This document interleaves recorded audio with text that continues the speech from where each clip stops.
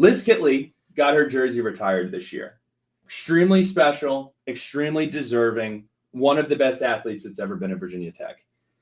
In this age of player movement and NIL, I don't think it's hyperbole to say we will still have people getting their jersey retired, but this may be the last one of this stature that we get. And here's why I say that. And it's not a Virginia Tech siloed issue. Michael Vick, Bruce Smith, Corey Moore, Tyrod Taylor, D'Angelo Hall, all of these legends. If you look back at the age of NIL, you look back at transfer portal, how many of those guys, maybe it's not all of them, but a good bit of them are probably not finishing their career at Virginia Tech. You look back at basketball, Justin Robinson, Ahmed Hill, Justin Bibbs, like really awesome team. And they all played together and they grew up together and didn't complain about minutes and they stayed at one school. Then you look at the current status of college football with some bigger schools. Juice Wells left South Carolina after being an All-American to go to Ole Miss. Like he was the guy at South Carolina. This past college football playoff, 2 senior transfers at Ohio State and Notre Dame playing against one another. And the stars of the college football playoff, a lot of them were transfers. Cam Scadaboo, transfer. Quinn Ewers, transfer. The freak cornerback from Ohio State, he's also a transfer. So when you think back, and I'm dialing in here on Jack Sawyer, he's from Columbus. Yeah. He's a lifetime Buckeye. He's there for 5 years, and that was celebrated so much. That used to be the norm. It used to have teams like that everywhere.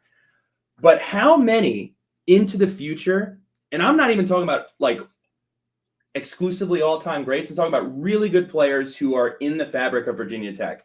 Dax Hollifield, J.C. Coleman, Devin Wilson, Isaiah Ford, all-time great. Cam Phillips, all-time great. How many of those players will play long enough at Virginia Tech and have the impact that they had and intertwine themselves within the Virginia Tech community to get their jersey retired? I don't know. We might never see it. We may never see it again. Or we would need to just totally adjust what the requirements are for that. Yeah. You know, if you have one epic season, then yeah. But for the stature of like a Liz Kitley, for example, I think Hunter Couture was one of the last ones we'll ever see that you could make a comp to. Yeah. And I'm not comparing Hunter Couture and Liz Kitley's careers, but I am saying that Hunter was like a 5 or 6 year guy with the COVID year, you know, came in as a super underrated guy and really grew up in Blacksburg. It's being intertwined with the culture of the school that I think is the separator for me. Like Dax Hollifield made a lot of tackles, played in a lot of games, but you look at him and you think Virginia Tech. Like yes, like you just pointed at him and you're like, that's a Hokie. Trey Turner, he was at Virginia Tech forever, and you just pointed at that guy and you've been like, Hokie, right?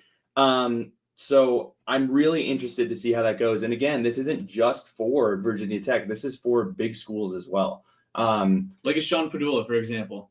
Sean Padula, who had a great year at Ole Miss this year. Yeah. You know, not going to be a guy who finishes his career in maroon and orange. And I know we could. There's a long laundry list of men's basketball players who are on that list too. Yeah. But just like a guy like Padula, who, you know, say what you want to say about him and his career at Tech, but you know, he had some serious contributions to the program when he was here, and he's doing it down in Oxford as well.